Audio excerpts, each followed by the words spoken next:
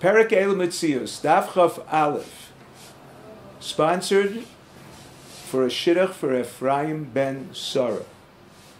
The Mishnah. The first Mishnah lists lost objects the owner despairs of finding because they have no identifying marks. Number 1, Peiros Mefuzarim. This refers to scattered grain on a threshing floor. Rav Yitzchak states one who finished threshing with the remainder after he left 1 kav scattered over an area of 4 amos by 4 amos, the finder can assume that the remainder is hefker. It's not worth the owner's time to return for it. If it is more concentrated, the finder must assume that the owner will return.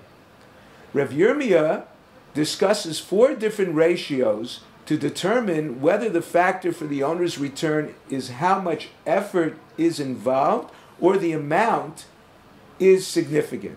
For example, sesame seeds clearly require much effort, but they are significant, whereas dates and pomegranates are easier to gather, but not as significant enough to return for them.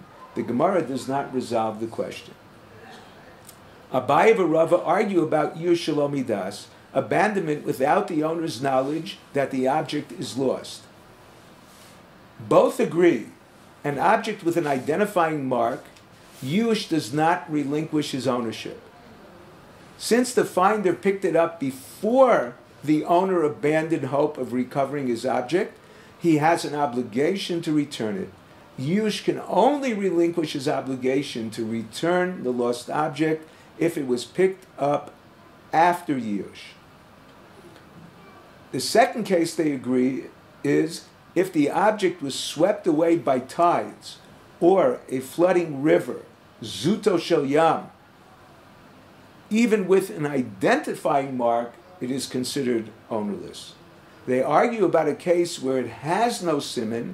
Abaya holds the finder cannot keep it because the loser did not actually abandon it. Rava holds the loser's Yush takes effect retroactively after he finds out, since it is certain that he will abandon it. The Gemara rejects Rava's proofs from the cases of the Mishnah. Number 1, Peiros Mefuzaros. The Gemara explained he left it on the threshing floor intentionally. Mos Mefuzaros, a person always checks to see if he has his wallet. And therefore, if one finds scattered money, he can assume that the owner knew about it and abandoned it. 3, the third case in the Mishnah. Kikro shel nachtom v'igulei devela, baker's bread and pressed figs. He realizes he lost them because they are heavy. Case number 4, Lashono shel argaman, tongues of purple wool.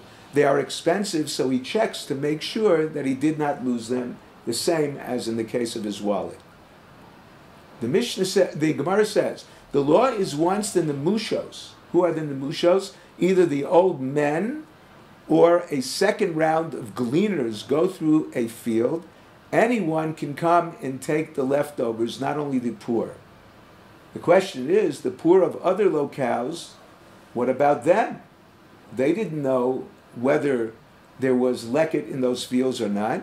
The answer, the Gemara says, the poor of other locales abandon them knowingly.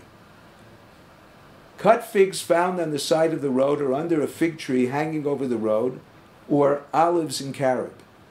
Figs, he knows he lost them by their weight, if he's carrying them, and he knows a certain percentage fall from the tree and spoil from the fall. He therefore abandons them. Olives and carob of individual trees are recognizable as different.